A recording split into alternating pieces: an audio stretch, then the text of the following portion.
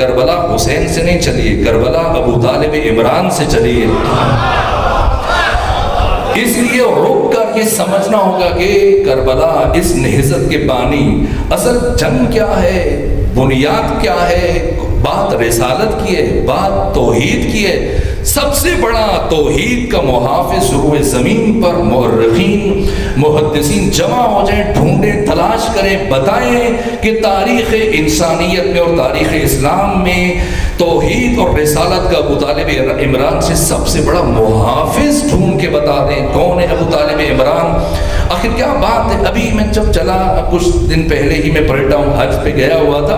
اور taxi driver میرے ساتھ، ہم خانہ کعبہ کی طرف جا رہے تھے، رستے میں نے کہا دیکھو تم کتنے خوش نصیب ہو کہ تم مکہ میں رہتے ہو،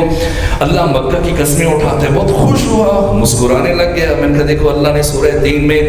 شہر مکہ کی قسم اٹھائی، بسم اللہ الرحمن الرحیم، والتین والزیتون وطور سینین وہذا البلد الامین۔ ابھی خوش ہو رہا تھا تو میں نے پوچھا اچھا تمہیں پتا ہے کہ اللہ نے شہر مکہ کی قسم کیوں اٹھائی؟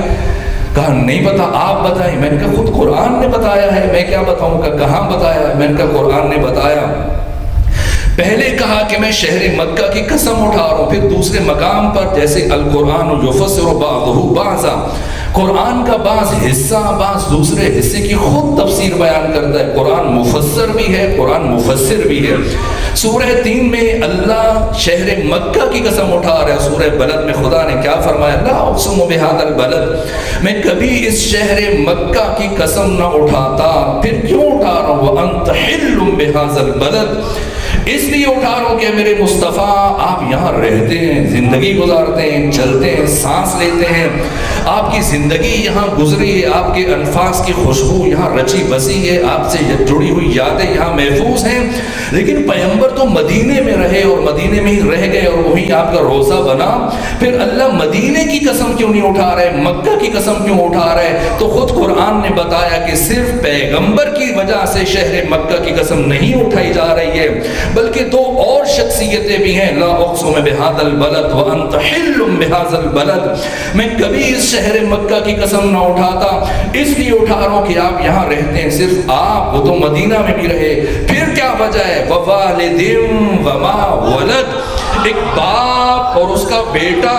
کون سا باپ کون سا بیٹا؟ ابو لہب اس کا بیٹا، ابو جہل اس کا بیٹا، ابو سفیان اس کا بیٹا، یا پھر کوئی اور ابو اور اس کا بیٹا؟ مجھے تو ابو طالب عمران اور اس کے بیٹے علی کے کوئی اور اس قابل نظر نہیں آتا کہ آئے۔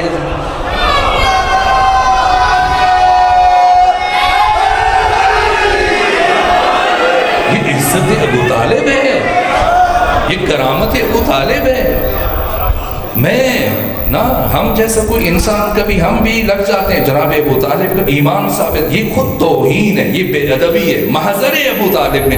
کہ کوئی بے ایمان اٹھے اور ابو طالب کی ایمان پر بات کرے۔ آخر مقام فکر ہے کہ رحلت جناب عیسیٰ کو جب چوتھے آسمان پہ اٹھایا گیا، بیت المعمور پہ اٹھا دیا گیا، اور اس کے کتنے سال گزرنے کے بعد ختمی مرتبہ دنیا میں تشریف لائے، کم سے کم یہ 650 سال کا عرصہ مجھے ڈھونڈ کے بتائیں اس میں نبی کون تھا، اس میں حجت خدا کون تھا؟ در حالی کی معصوم فرماتی کہ لولا الحجہ لساخت الارض باہلها، اگر حجت خدا زمین پر نہ ہو، زمین اپنے اہل سمیت نابود ہو جائے۔ الحجت قبل الخلق ومع الخلق وبعد الخلق، حجت خدا مخلوق سے پہلے ہوتی ہے، حجت خدا مخلوق کے ساتھ ہوتی ہے، حجت خدا مخلوق کے بعد بھی رہتی ہے۔ تو پھر ختمی مرتبہ تو جناب عیسیٰ کے آسمان پر اٹھائے جانے کے درمیان چند سو سال جو گزرے ہیں، ڈھونڈ کے بتائیں حجت خدا کون ہے؟ یہی اجداد رسول ہیں، یہی ابو طالب ہیں، یہی عبد المطلب ہیں، یہ وہ برجستہ ترین شخصیات ہیں، یہ اللہ کی حجتیں ہیں۔ ابو طالب انسان، ابو طالب عمران غیر معمولی انسان ہے، غیر معمولی انسان ہے۔ جب اللہ باقی انسانوں کی بات بات کرتا ہے، ان سے متعلق پیغمبر کی بعثت کی بات کرتے ہوئے فرماتا ہے هو الذی بعث فی الامیین رسولا، وہ ہے کہ جس نے امیین میں رسول بھیجا، امیین میں رسول بھیجا، منہم یتلو علیہم آیاتہ ویزکیہم ویعلمہم الکتاب والحکمہ۔ لیکن جب ابو طالب کی بات کرتا ہے پروردگار قرآن میں تو پھر ان لفظوں کے ساتھ بات کرتا ہے کہ لقد من اللہ علی المؤمنین، اللہ نے مومنوں پر یہ احسان کیا، اس بعث فیہم رسولہ کہ ان میں ایک رسول کو مبعوث کیا۔ مومن بنتا کیسے ہے؟ رسول کے آنے سے پہلے تو کوئی مومن نہیں بن سکتا، رسول آئیں گے پھر مومن بنائیں گے، تو جب رسول آئیں گے مومن بنائیں گے تو پھر وہ کون سے مومن ہے جو رسول سے پہلے بھی مومن ہیں؟ اور مومنین کا صیغہ جمع کا کم سے کم 3 پر اطلاق کرتا ہے، ڈھونڈ کے اپنی کتابوں سے ہمیں بتاؤ یا پھر ہم بتاتے ہیں۔ پہلے مومن ابو طالب عمران تھے، دوسری خدیجہ تھی، تیسرے علی تھے۔ یہ شخصیات، وہ کون ابو طالب عمران ہے جو نزول قرآن سے پہلے قرآن کے الفاظ کو اپنی زبان پر جاری کر رہا ہے؟ جب ابو جہل تانا زنی کر رہا ہے ایک مرتبہ جناب خدیجہ اور ختمی مرتبہ کے نکاح کے موقع پر، پہلے ابو جہل بھی گیا تھا، ابو لہب بھی گیا تھا، اور بھی بڑے بڑے افراد گئے تھے کہ جناب خدیجہ کے ساتھ عقد ہو جائے، سب رد ہوتے چلے گئے، حسد بڑھتا چلا گیا، اور پھر خود جناب خدیجہ نے پیغام بھیجا جناب ابو طالب عمران کی طرف کہ آپ تشریف لے آئیے اور میں اس کسی خاص مرحلے سے، کسی خاص موضوع سے متعلق آپ سے بات کرنا چاہتی ہوں، گفتگو کرنا چاہتی ہوں۔ پھر وہ مرحلہ آیا اور جناب ابو طالب عمران نے ان سب کو، ایک ایک فرد کو جو اس سے پہلے رشتے کے لیے رجوع کر چکے تھے اور جو اس حوالے سے جناب خدیجہ سے خواہش کرتے تھے کہ انہیں اپنے تجارتی کاروان کی 1 سال کی نسبت کچھ سپہ سالاری کوئی ان کو ذمہ داری سونپی جائے، سب کو اپنے ہمراہ لے کے پہنچے گئے۔ اور جب حق مہر کی نوبت آئی، پہلے ابو جہل نے آفر کی تھی بھاری حق مہر، جناب خدیجہ کے لیے لاکھوں درہم دینا چاہتا تھا، رد کیا گیا۔ ادھر جب ختمی مرتبہ آئے تو جناب خدیجہ بنت خویلد سلام اللہ علیہ نے خود حق مہر کی رقم جناب ابو طالب عمران کی طرف پردے سے روانہ کی کہ میری طرف سے ہدیہ ہے، آپ کے بھتیجے محمد مصطفیٰ کا صدقہ ہے۔ اس طرح سے پھر وہ خود ایک ہدیہ اور دیا کہ یہ حق مہر قرار دے دیجئے اس کو۔ جس دیکھا ابو جہل غصے میں آ گیا کہ یہ بات کیا ہوئی کہ خود خاتون کی طرف سے ہدیہ آئے، تحفہ آئے اور وہ حق مہر ادا کیا جائے۔ جناب ابو طالب عمران اٹھ کے کھڑی ہوئی کہا خاموش ہو جاؤ، جب رشتہ مانگنے والا تجھ جیسا ہوگا حق مہر لے کے آئے گا پھر بھی انکار اس کا مقدر ٹھہرے گا، لیکن جب رشتے کے لیے میرا بھتیجا محمد مصطفیٰ آئے گا حق مہر بھی دوسری طرف سے دیا جائے گا اور خود ان کے لیے اقرار بھی کیا جائے گا۔ اٹھے اور جو خطبہ دیا، الحمدللہ الذی جعلنا من ذریت ابراہیم و زرع اسماعیل، حمد ہے اس اللہ کے لیے جس نے ہمیں ذریت ابراہیم سے اور نسل اسماعیل سے قرار دیا۔ پھر خطبے کو آگے بڑھایا، لیکن میں صرف ایک بات پوچھنا چاہتا ہوں آج کے ان افراد سے کہ جو جناب ابو طالب کی نسبت سے اور امام حسین کی نسبت سے اس طرح سے گفتگو کر رہے ہیں کہ جیسی محرم کا آغاز قریب تر ہوتا ہے چاروں طرف سے ایسی آوازیں اٹھنا شروع ہو جاتی ہیں۔ میں پوچھتا ہوں ابھی تو قرآن نازل نہیں ہوا، ابھی تو سورہ فاتحہ نازل نہیں ہوئی، تو ابو طالب عمران کے خطبے کے آغاز میں الحمدللہ کہاں سے کہہ رہے ہیں؟ اب یا تو ابو طالب عمران کی نگاہ اتنی لطیف ہے، اتنی دقیق ہے، اتنی دور رس ہے، اتنی پاک ہے کہ زمین پر بیٹھ کر عرش پہ لوح محفوظ کا مطالعہ کر رہے ہیں، یا پھر اللہ کو ابو طالب عمران کی یہ کلمات اتنے پسند آئے کہ پروردگار نے ان کلمات کو اپنے قرآن کا سرنامہ قرار دے دیا۔ صلوات بھیجیے خاندان ابو طالب پہ۔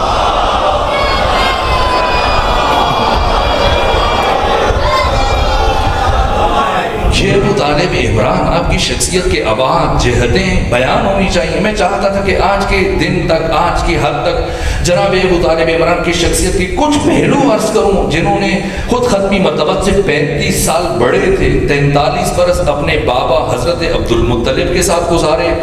اور پھر بلازری نے لکھا، اس کے علاوہ تاریخ خمیس میں دیار بکری نے لکھا، اس کے علاوہ سیرت ابن حشام میں ہے، سیرت حلبیہ میں ہے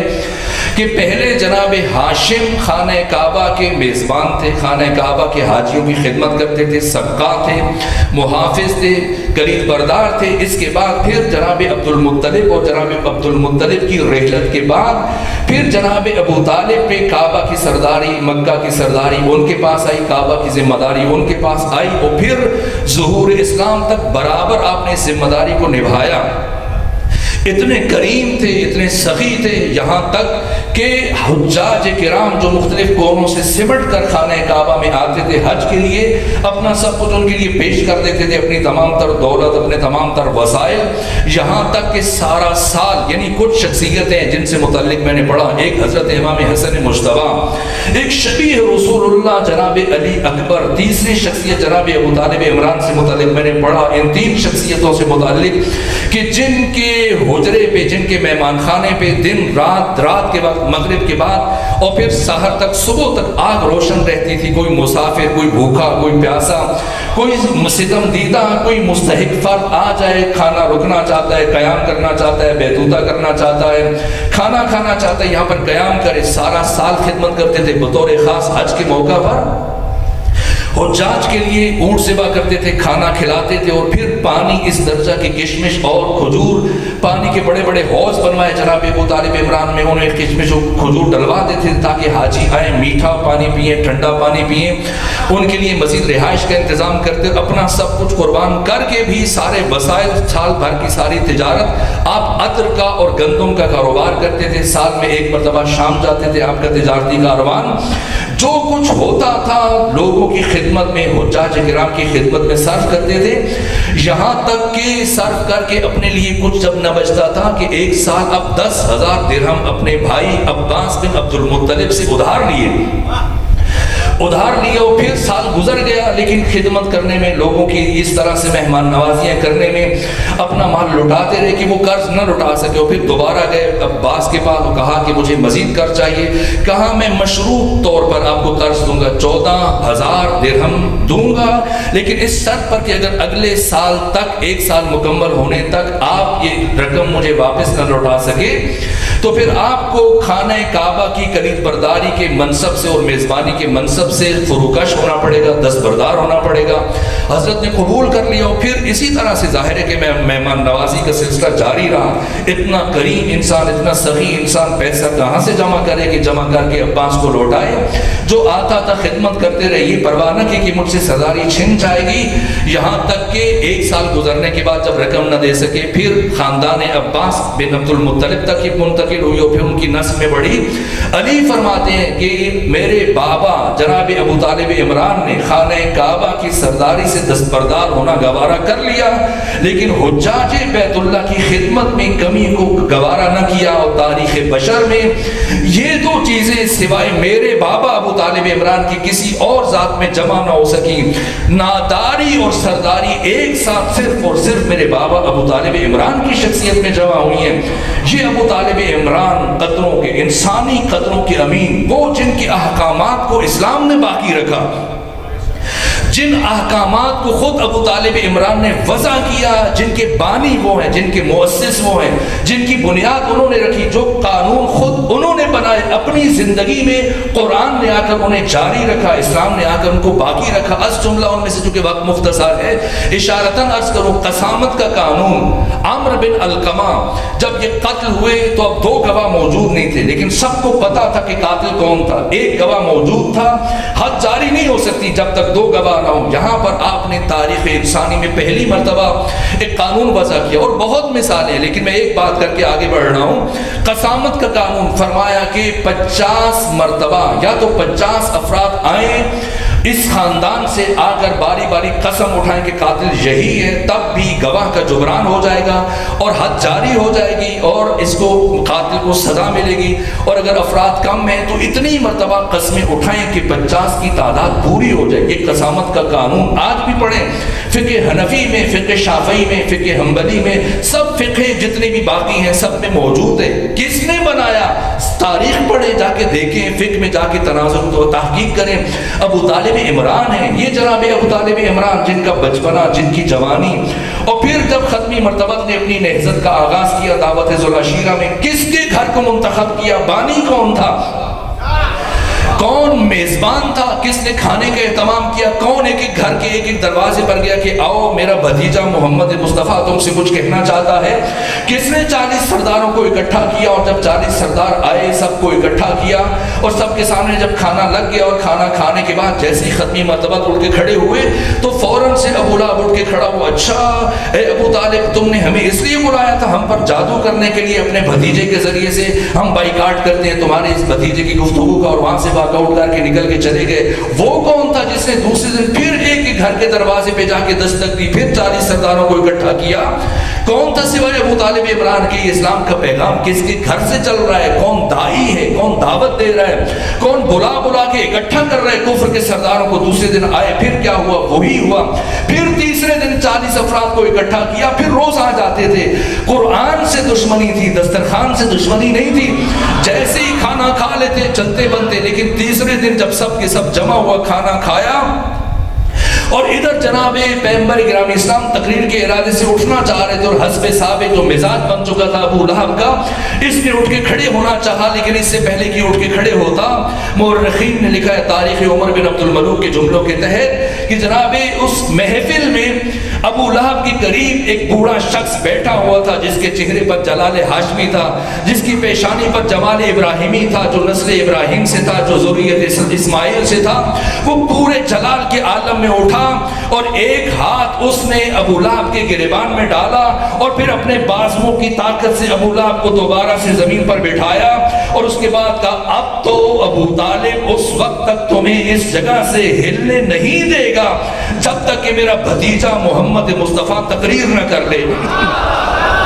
جب تک کہ میرا بھتیجا محمد مصطفیٰ گفتگو نہ کر لے۔ اتنے غیظ و غضب کے لہجے میں جناب ابو طالب ابو لہب کو ڈانٹ رہے ہیں، چہرے پر غصے کے آثار ہیں، چہرہ سرخ ہے، پسینے کے قطرے زمین پر گر رہے ہیں، اور اپنے بوڑھی 83 سال کے ابو طالب عمران اس طرح سے بٹھایا ہوا ہے ابو لہب کو زمین پر۔ ابو لہب زور لگا رہے، اٹھ نہیں پا رہا، اور ایسے میں جب کہ ابو لہب کو بٹھایا ہوا ہے، کمال غضب، چہرے پر غصہ ہے، برہمی ہے، پسینہ گر رہا ہے، جیسی رخ کیا ختمی مرتبہ کی طرف، کمال ادب، کمال اطاعت، کمال وفا، ابو الفضل عباس کے دادا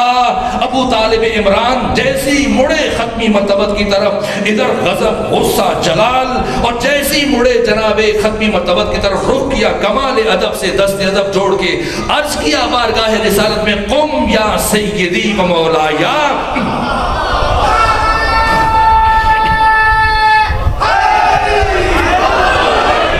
قم یا سیدی و مولایا، اے میرے سید، اے میرے مولا۔ غدیر سے پہلے ولایت کا اعلان ہو رہا ہے، قم یا سیدی و مولایا، اے میرے سید، اے میرے سردار، اے میرے مولا، اے میرے آقا، آپ کھڑے ہو جائیے، فتکلم مما تحب، اور جو جی میں آئے کہیے، وہ بلغ رسالت ربک، اور اپنے رب کی رسالت کی تبلیغ کیجئے۔ اس ابو لہب کو میں نے بٹھایا ہوا ہے، باقی باتیں چھوڑ کر آج گفتگو کے اختتام پر صرف اتنا پوچھنا چاہتا ہوں، یہ جو لبیک کی باتیں کرتے ہیں، یہ جو احترام رسول کی باتیں کرتے ہیں، یہ جو حرمت رسول کی باتیں کرتے ہیں، یہ جو حرمت رسول اور اس کے تحفظ کی باتیں کرتے ہیں، بل پیش کرتے ہیں، میں ان سے گزارش کرتا ہوں، ابو طالب جو ختمی مرتبہ کے چچا ہیں، باپ کا درجہ رکھتے ہیں، جنہیں ختمی مرتبہ اپنی زندگی میں باپ کہہ کے بلاتے تھے، اب کہہ کے بلاتے تھے، رسول کے چچا ہیں، مسلسل آپ کی پرورش کی، مسلسل آپ کو پروان چڑھایا، آپ کے مربی ہیں، لیکن چچا ہونے کے باوجود، باپ ہونے کے باوجود، مربی و سرپرست ہونے کے باوجود، ابو طالب عمران کافروں کے مجمع میں اپنی گود کے پالے کو، اپنے بھتیجے کو، اپنے بیٹے کو اپنا بیٹا کہہ کے نہیں بلا رہے، بھتیجا کہہ کے نہیں بلا رہے، کہہ رہے قم یا سیدی و مولایا، اے میرے سید، اے میرے سردار۔ تو جب باپ بیٹے کو اپنا سردار کہہ رہا ہے، جب چچا بھتیجے کو اپنا سید، اپنا مولا اور آقا کہہ رہا ہے، تو ہم نے احترام رسالت کا درس ابو طالب عمران کے دروازے سے لیا ہے کہ ابو طالب عمران جب چچا ہونے کے باوجود، باپ ہونے کے باوجود، رئیس مکہ ہونے کے باوجود، سردار کعبہ ہونے کے باوجود اپنی گود کے پالے کو کافروں کے مجمع میں اپنا سید و سردار کہہ رہے ہیں، تو ہم نے سوچا اب ہم جیسے کو کیا حق پہنچتا ہے کہ ہم رسول کو اپنا یار کہنا شروع کر دیں، اپنا دوست کہنا شروع کر دیں۔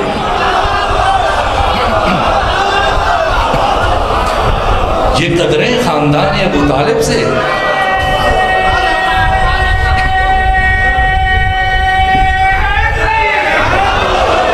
اتنی ہی بلند صلوات بھیجیے خاندان فاطمہ۔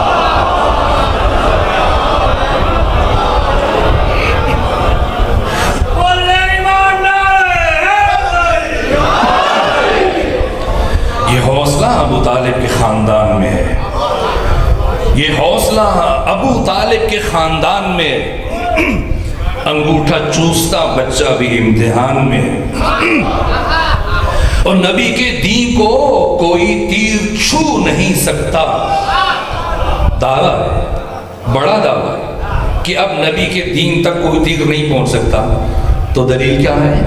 یہ حوصلہ ابو طالب کے خاندان میں۔ انگوٹھا چوستا بچہ بھی امتحان میں، نبی کے دین کو کوئی تیر چھو نہیں سکتا۔ کیوں؟ گلوے اصغر بیشی درمیان میں۔